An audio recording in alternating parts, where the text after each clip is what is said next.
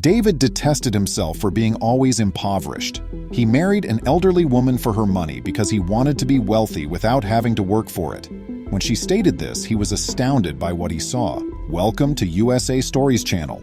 Do not forget to subscribe and activate the bell button to receive all new updates. Now let's go to the story.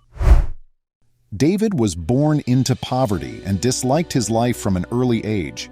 His parents put in a lot of overtime to support the family, but their combined pay was insufficient to cover their essential expenses. David was extremely irritated by his family's ongoing financial hardships. Despite their best efforts, it appeared as though nothing ever worked out for them. David was attractive, even if he had little money. Oh my, very, very beautiful. It was as though the world's most attractive individuals got together and resolved to create someone even more gorgeous than themselves. This was a truth about himself that he was constantly arrogant about. David discovered early on that he could have some advantages that he would not have otherwise been able to enjoy because of his appearance. He befriended several people who enjoyed giving him presents. He was able to win over almost anyone's heart as he grew older. Several girls would frequently approach him, but he never invited them to his home. He knew that if they found out he was from a low-income family, they would no longer respect him. He was so anxious to get out of his parents' dilapidated and unsightly home. Thus, he moved out of his parents' home as soon as he reached 18 and into the home of a friend. He was able to make a few bucks a month working at a pub. David enjoyed being away from home for a little while. He relished the accompanying freedom. He quickly discovered, though, that being alone didn't always translate into happiness. Life remained difficult and demanding. David went to his own apartment, a loft on the opposite side of town, and lived there after working for a few months. He was able to secure employment in a table water plant there. Compared to the previous one, it offered somewhat better working conditions and a little higher compensation. But soon after starting this employment, he came to the conclusion that earning a wage was not what he was meant to do. Since his pay didn't cover him for more than a week, he was forced to borrow money to get by for the remainder of the month. But the explanation is not implausible. David led a lavish lifestyle. He would frequently attend pricey events and frivolously spend money on jewelry and technology. He appeared to be making an effort to show everyone that he was not as impoverished as his parents. Sadly, this way of living left him destitute and penniless. His mental state quickly began to suffer as a result of his financial situation. He began arriving late for work and was unable to complete duties that were given to him. His sole source of income was terminated when the firm eventually had enough of his appalling attitude toward work. He was ejected from his flat since he was unable to pay his rent due to his lack of income. Upon asking his pals whether he might remain with them, he was met with rejection. If they let him stay, his pals worried that his bad lifestyle and sloth would spread. David was forced to go back to his parents' house at this moment. He had not realized how bad it would be. His only thought since the day he moved back in was how he was going to get out. He would stop at nothing to return to his opulent lifestyle, which he so much wanted. At that moment, he recalled Agatha, the wealthy acquaintance of one of his buddies. She was a widow, having inherited his whole fortune after her husband passed away following a brief illness. The woman had assets all throughout the nation that continuously brought in money for her, and she was worth millions of dollars. At 80 years old, Agatha was a grandmother to 3 children and 6 grandchildren. David thought that she would be his key to regaining access to the major leagues, as she was lonely without her spouse. The strategy was straightforward. He would win her affection and marry her in order to obtain her estate once she passed away. What a brilliant move! David got to work planning right away. He observed her movements and was familiar with her usual haunts. He planned to run into her by mistake one day. David had a natural ability to win women over, and he gave Agatha his all. Agatha was no different from everyone other he had seen to fall prey to his charms and stunning looks. She found it hard to accept that a young, attractive man would show love interest in her.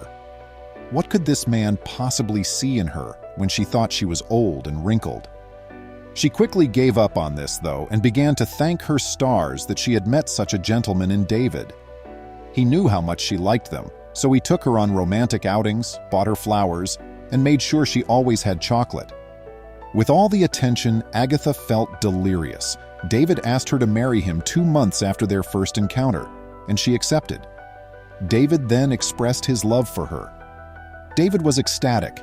At last, all of his hard work was paying off, and he would soon be enjoying the fruits of his labor.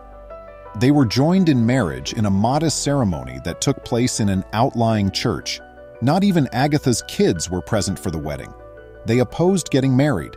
The priest and the marriage witness were the only individuals in attendance.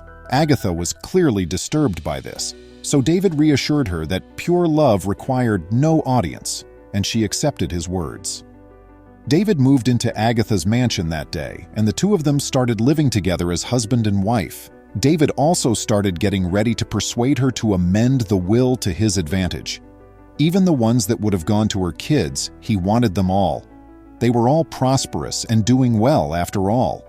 He would pilfer every last coin, leaving them with nothing at all. David attempted to bring up the will as the months passed, but she would invariably divert the conversation. He had to play this game clever since he couldn't be honest with her, because she would assume that he was really her money all along. He was a good husband, taking good care of his wife at this period. Given her advanced age, he drove her anywhere she desired to go, brought her to the hospital for regular exams, and even picked up cooking so he could make her some fresh meals. With the touch of a finger, he could give her with anything at all. He resembled an exalted babysitter, with the exception that he was wed to her. When she became ill a year after they were married, things really started to get serious. He was still not successful at this point in convincing her to leave him anything that she possessed. In any case, he accepted that he would receive nothing from her since he was positive that the sickness would claim her life. Rather, he would settle for the inheritance he would receive as her spouse. Even though it accounted for over half of her total wealth, that was still a substantial amount of money. He went to see her one day at the hospital, but a security officer stopped him just as he was going to enter her private ward.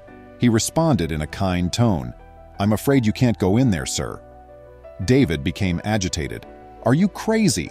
By what do you mean? I must see my spouse." The guard gave him a sly smile. "Sir, this patient is not married. After her husband passed away, her kids said they didn't want others to see their mother."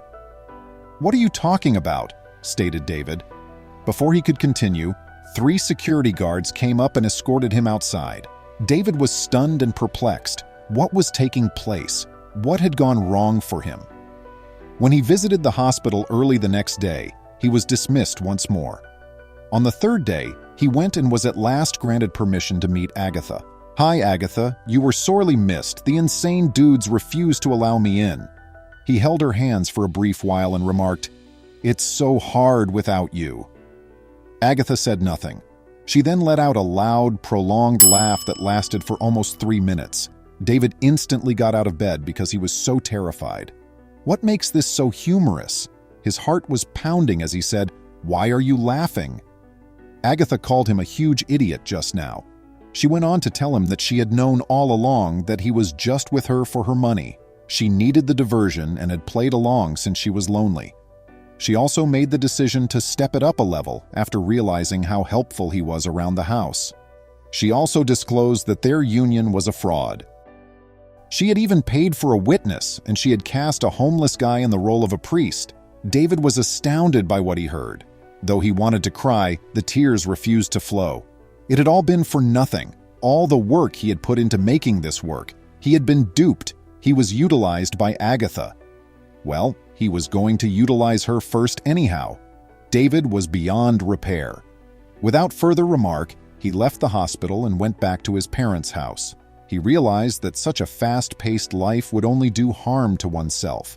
He had to follow the correct path if he wished to become wealthy. He was therefore going to begin improving himself. Then perhaps he would prevail in this fight with poverty, or perhaps not. How would you rate Agatha's handling of the situation?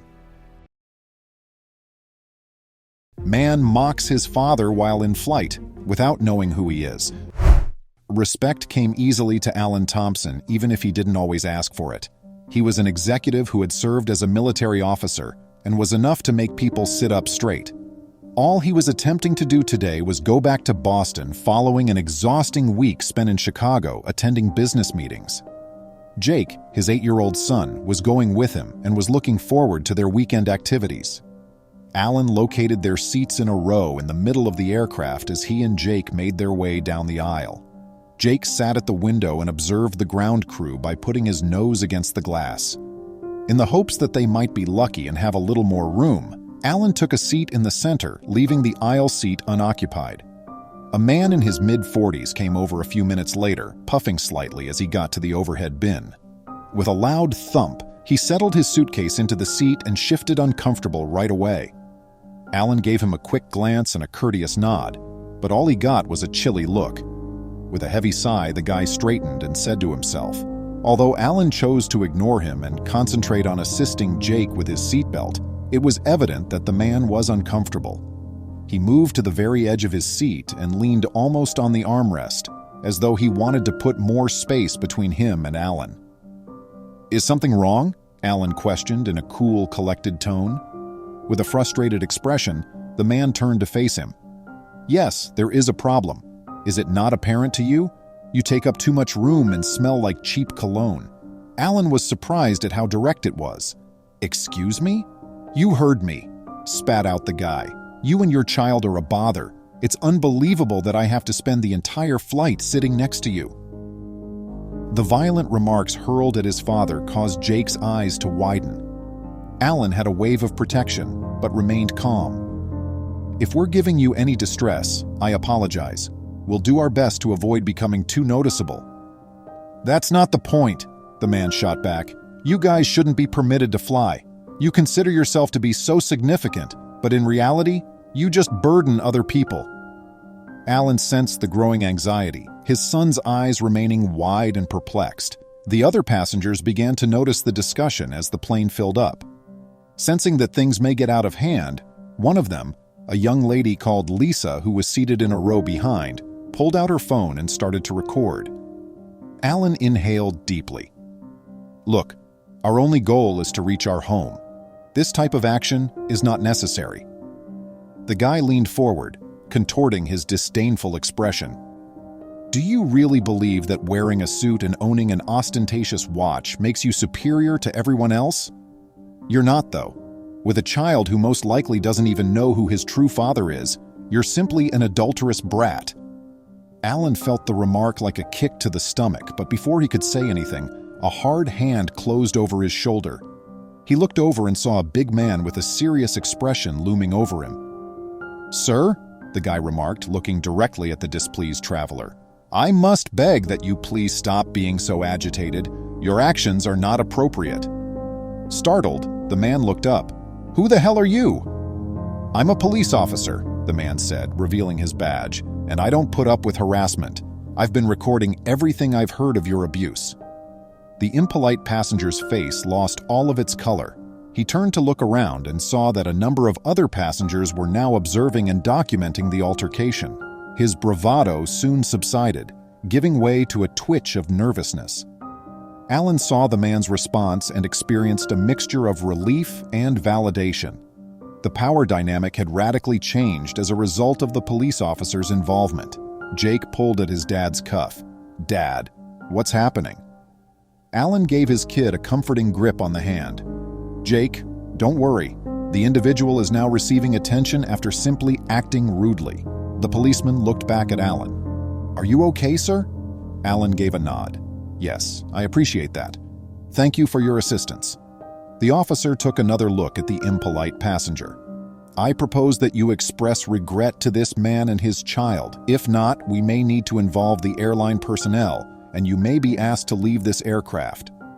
The man's arrogance had completely vanished. He gave a halting, half-hearted apology without looking directly at Alan. After glaring at him, the officer nodded to Alan and walked back a few seats to his seat. The flight attendants were getting ready to take off as the plane was now completely boarding. Alan turned to face his kid, who was still in shock from the incident. He said, "It's all over now, buddy. Let's just enjoy the flight." Jake gave a nod, but his face didn't change. "Why was that man so mean, Dad?" Alan sighed, trying to think of anything to say. People sometimes take out their frustrations on others because they are very angry within. However, we refuse to let it alter who we are. We continue to be nice and strong. Jake gave this some thought and then grinned a bit. "You're strong, Dad." Alan tossed his son's hair about. "I'm grateful, Jake. And you too." The stress slowly released as the jet taxied and lifted off. Alan reclined on his chair, attempting to unwind. Lisa was still clutching her phone behind him, he observed. She met his gaze and nodded encouragingly. The airliner started its descent into Boston a couple hours later. As they prepared to get off, the atmosphere had relaxed and people were having quiet conversations. Lisa got up and came over to talk to Alan as they taxied to the gate. "Hello, I just wanted to say how sad I am that you had to experience that. I'm going to post the entire thing online that I taped. People must realize that such behavior is unacceptable." Alan gave a grateful smile. "I'm grateful, Lisa. That has great significance. I hope it will have an impact." She gave a nod. "I believe it will. You carried it off with such elegance. It's a blessing your son has you." "I'm grateful," Alan said, his pride shining brightly. "I just hope he learned something positive from all this." Alan thought back on the day's events as they got off the plane and moved through the terminal. He felt thankful, yet tired at the same time. The off-duty officer's involvement and the passengers' support had transformed what could have been a traumatic event into a teaching moment about compassion and resiliency. Once they got home, Alan put Jake to bed, who was already tired from the long day. In a whisper, "Good night, buddy." He brushed a stray hair off of Jake's forehead. "Good night, Dad," a half-drowsy Jake said. With a gentle shut, Alan went to his own room. Sitting on the edge of his bed, he considered how rapidly circumstances might change and how crucial it was to always do the right thing, even when it was tough. After Lisa's video went viral a few days later, there was a lot of indignation and support for Alan and Jake.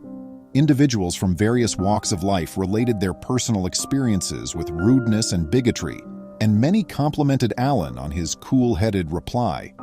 In order to better manage such circumstances in the future, Oceanic Airways announced additional training programs for its employees and made a public apology. In addition, they gave Alan and Jake free tickets for their subsequent journey, which Alan politely accepted.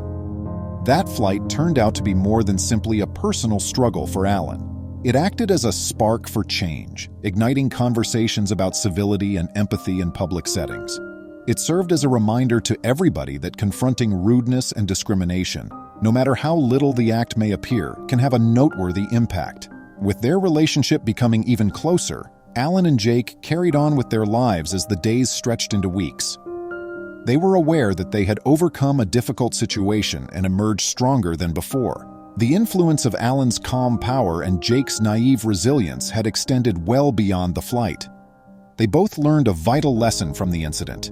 Respect and decency are essential, and it is our collective duty to uphold them. It also served as a reminder of the strength of community and the ability of strangers to band together in unexpected ways to support and defend one another. And so Alan and Jake continued their trip, their tale acting as a ray of hope and a constant reminder of the value of standing up for what is right, wherever it may lead. Alan Thompson's interaction on the airplane teaches us the value of speaking out against discrimination and bullying. Along with the assistance of other passengers and the involvement of an off-duty police officer, Alan's cool-headed and collected response to the disrespectful passenger demonstrates the strength of the community in battling injustice. The narrative emphasizes that respect and dignity are essential human rights and that it is everyone's duty to uphold them in all circumstances. It also demonstrates how deeds of kindness and unity may turn traumatic circumstances into potent teaching moments for empathy and resilience. Alan's tale serves as a reminder to not let other people's negativity dictate how we behave. Instead, we may promote a more welcoming and courteous atmosphere by remaining composed and advocating for others as well as ourselves. Have you ever seen or been in an instance when someone was treated unfairly? What was the outcome of the encounter, and how did you react? Post your ideas and anecdotes in the comments section below. When the police discover who is on the other side of the tunnel they locate within the KFC, they give up. The sound of his steel-toed boots clattering on the tiles was the only sound resonating through the deserted restaurant as he tiptoed forward. He crept toward the rear of the kitchen, walking silently past the greasy, deep-fat fryer. He neared the corner, his muscles tensed, and halted abruptly upon noticing the 8-inch hole. He made a backup call. In his many years with U.S. Immigration and Customs Enforcement, Officer John Irwin had seen a lot, but nothing like this. It all started when he was sent to lead a raid on an Arizona KFC building by HSI Special Agent Scott Brown. Following an anonymous tip, Brown came to the conclusion that the fast food restaurant giant was concealing more than just its 11 patented secret herbs and spices. It's common knowledge that KFC, a fried chicken business with 20,000 locations worldwide, including almost 4,500 in the U.S., behind McDonald's in terms of fast food sales. The Colonel's chicken business is expanding, but when Homeland Security officials happened upon one franchisee in San Luis, Arizona, they were astounded by what they saw. Residents of San Luis recall an era when the Mexican border was only 200 yards away, when they could get a bucket of fried chicken. Nevertheless, the once popular restaurant shell began to degrade when KFC abruptly closed its doors to the public one day. The paint started to bubble off the walls, and the sign faded in the scorching heat. Strangely enough, there were usually a few automobiles parked outside, yet no one knew why it remained empty for years. Lights started to turn on inside the KFC late at night, months after the restaurant had closed. The community started to make rumors that the building may reopen. They thought the restaurant was remodeling when they heard drilling and explosions. To the amazement of everybody, however, the building stayed closed. Then the gossip started. Some had heard through the grapevine that a wealthy local individual had purchased the KFC, while others had heard that it had been acquired by a massive corporation. However, none could have ever imagined what was actually happening inside those collapsing walls. In fact, it took months for the authorities to put the puzzle pieces together. Special Agent Scott Brown of HSI received a call on his personal mobile phone late one evening. Brown was annoyed by the late hour and thought about putting the call on voicemail, but then he had an odd feeling. He gave a rough response, never imagining that the man on the other end of the telephone would offer him such a clue. He needed an order quickly. A search warrant was requested by Immigration and Customs Enforcement to enter the now vacant KFC building. Officer John Irwin was assigned to lead the ICE team when it was approved, but he found an 8-inch hole in the wall when he went into the dirty kitchen. He made a backup call. They started to remove the plaster that covered the hole, exposing a deep tunnel. What were they able to discover?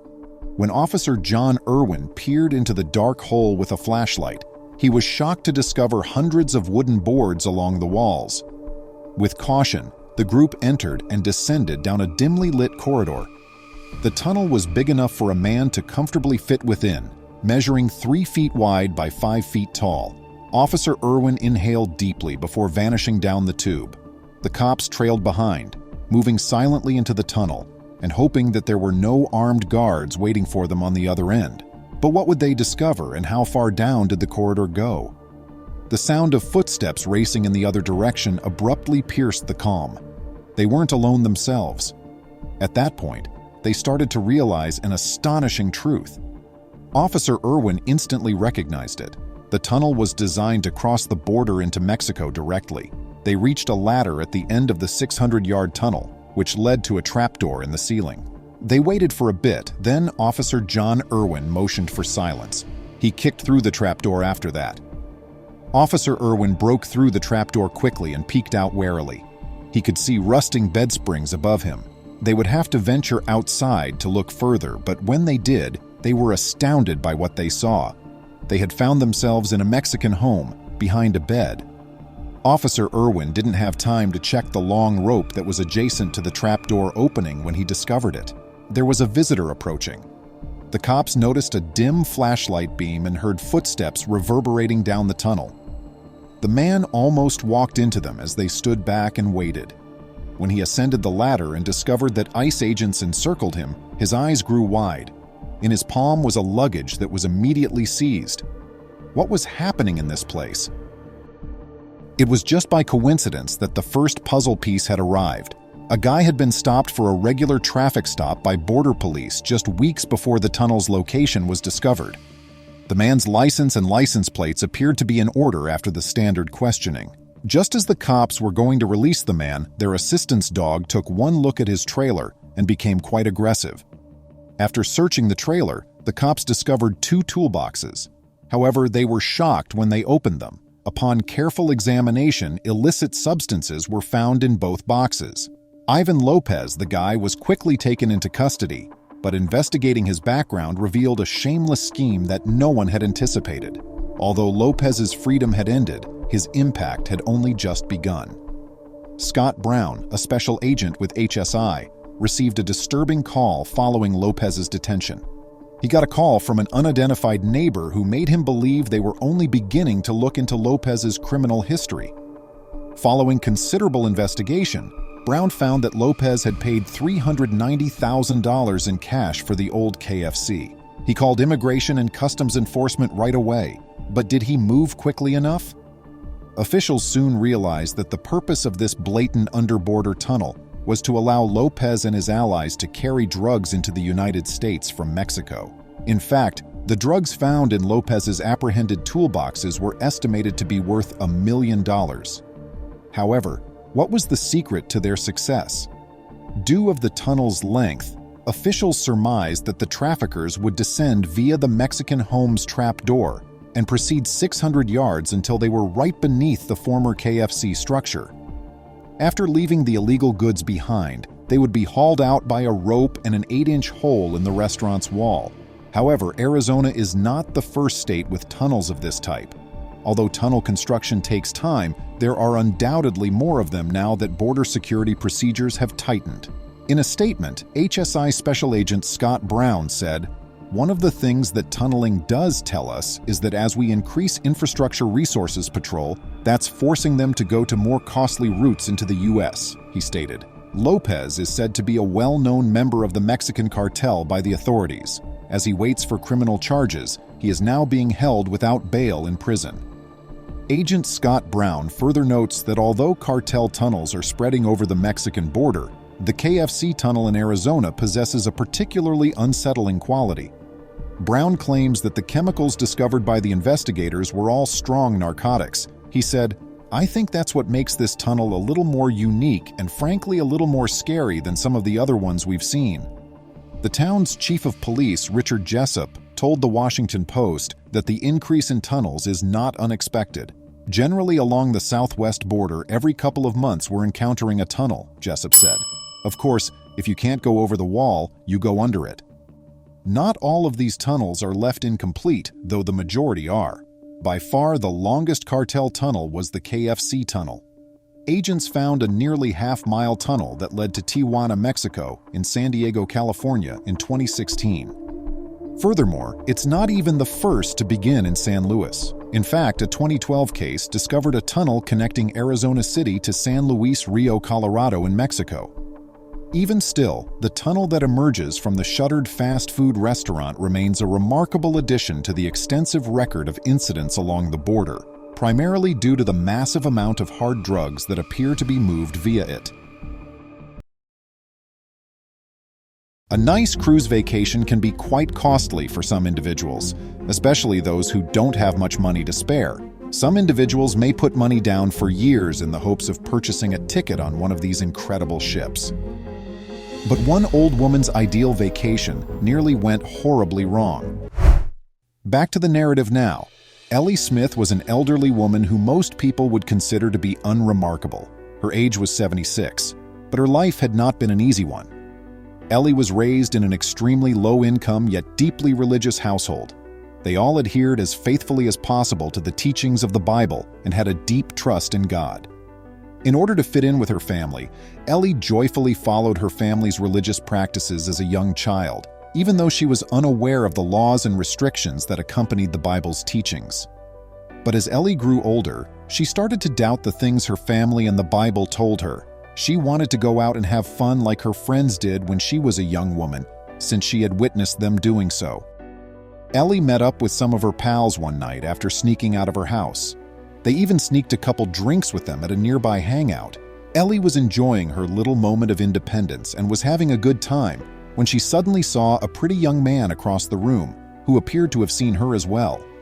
Ellie turned her head as soon as she saw the kid looking at her, but a few seconds later he approached her to have a conversation. The youth identified himself as George, and soon after that, the two adolescents were having a lengthy talk. Ellie sneaked away again a couple more times after that night.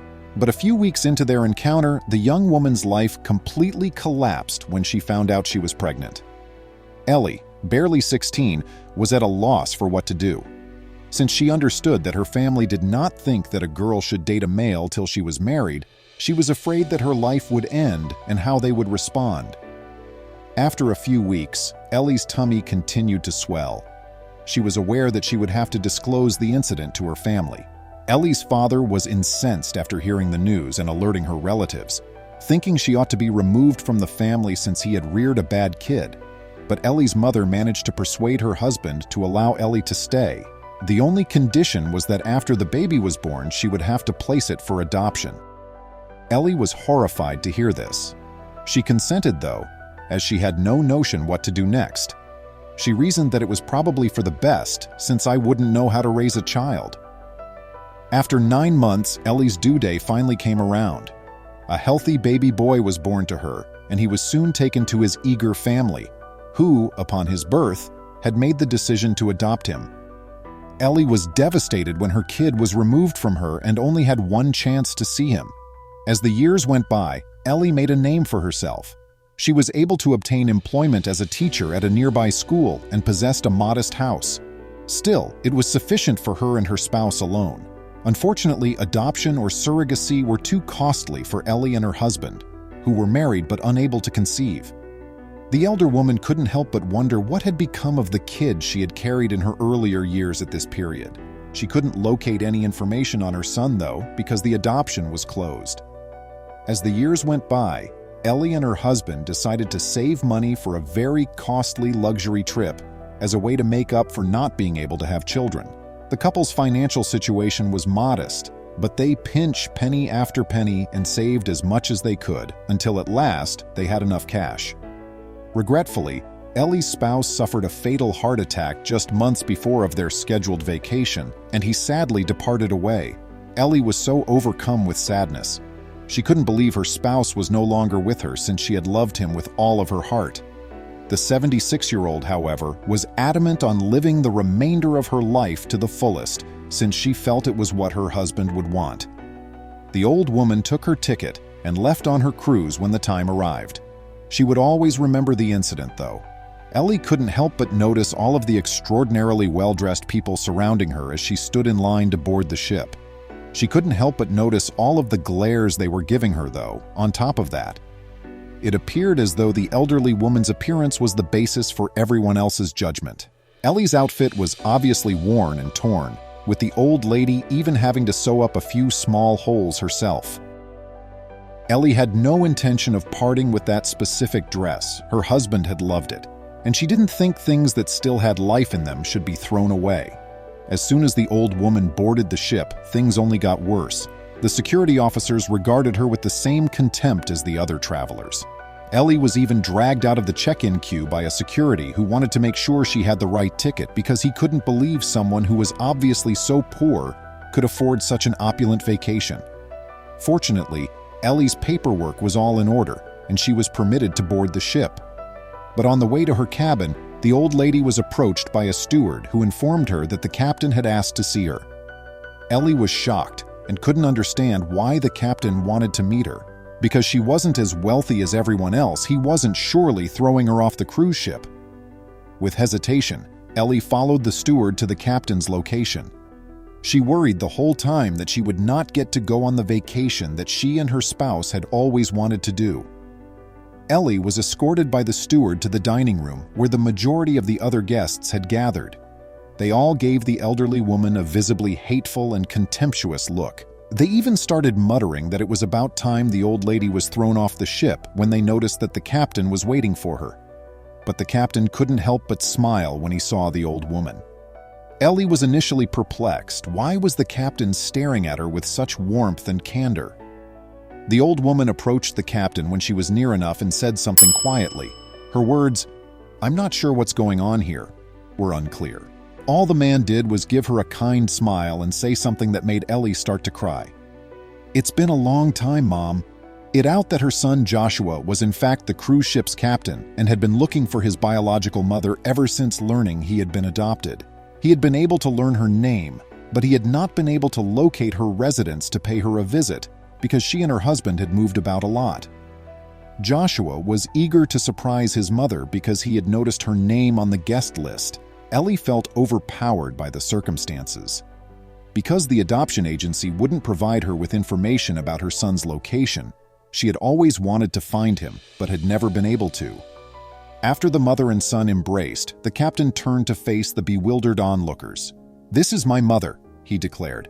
"Due to events beyond her control, I have finally met her for the first time in 60 years.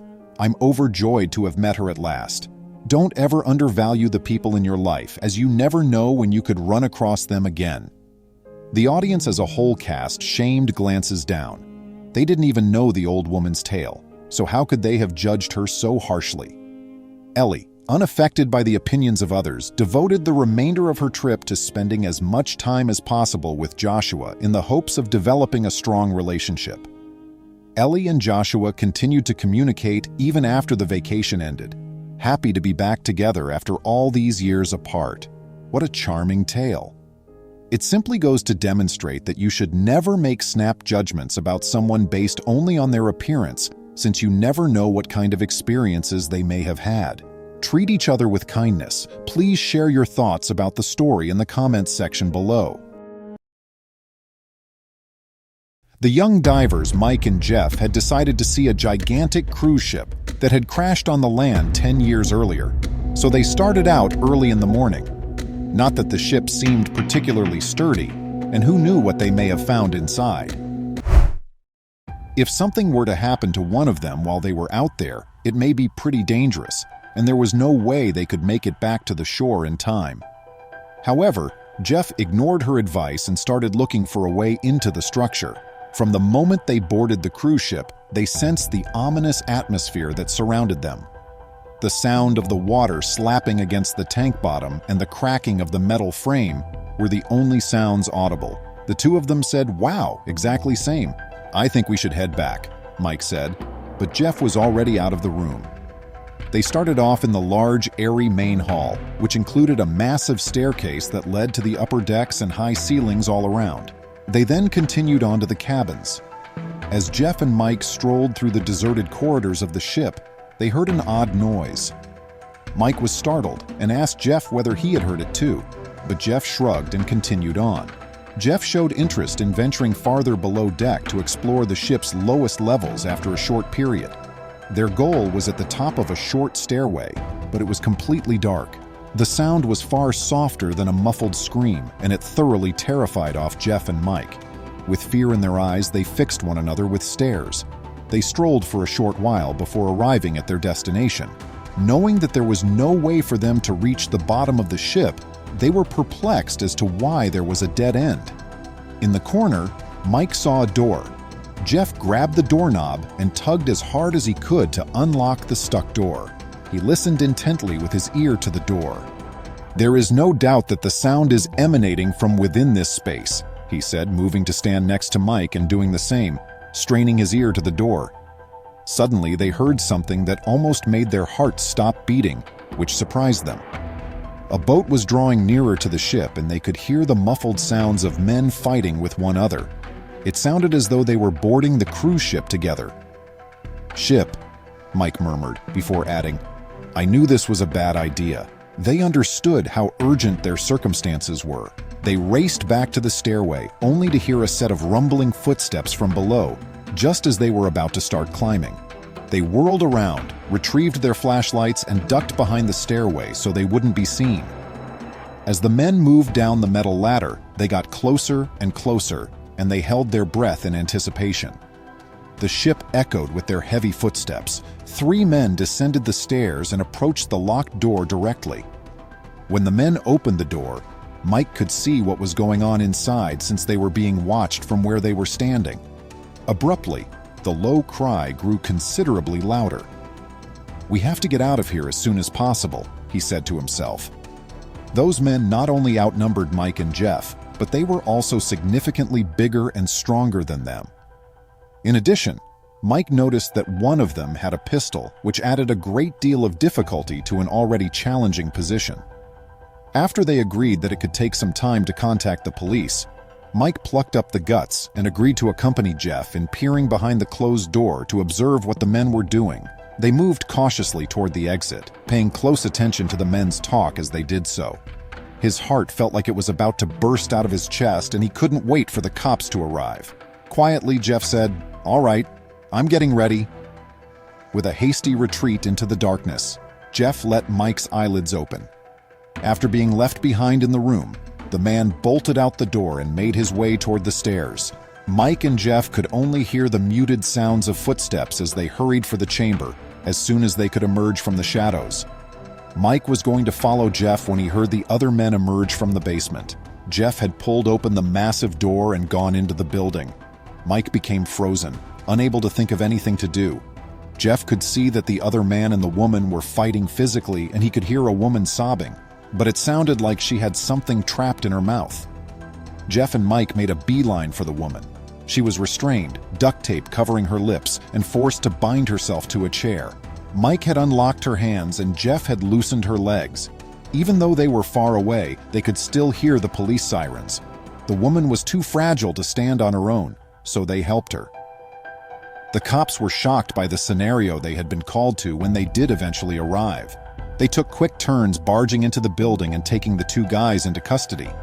The woman was successfully taken to a secure area, but they needed Mike and Jeff to go with them to the police station. At the police station, Jeff and Mike were questioned and asked to provide a detailed description of everything that had happened. They were afraid they would be arrested by the authorities for being on the ship when they weren't permitted to be there in the first place. But the cops were relieved when the response was quite different from what they had expected. Because of the praise they received for their bravery, Jeff and Mike were released from custody. It became out later that the woman they had saved was everything but ordinary. She was the governor's daughter and had spent the last few days in captivity. By now, the person had already asked for money and then abruptly stopped communicating. The woman is probably not going to survive the night. The governor praised the young men and handed them each a sizable reward for their valiant efforts in saving his daughter because of Jeff and Mike's fast thinking. Both Jeff and Mike were still in disbelief at what had transpired. It was difficult for them to believe that this was truly happening to them. Please remember to subscribe to our channel, give us a thumbs up, and turn on the notification bell so you won't miss any of our videos. If you enjoyed the tale, the next video that plays on your screen will probably move you too.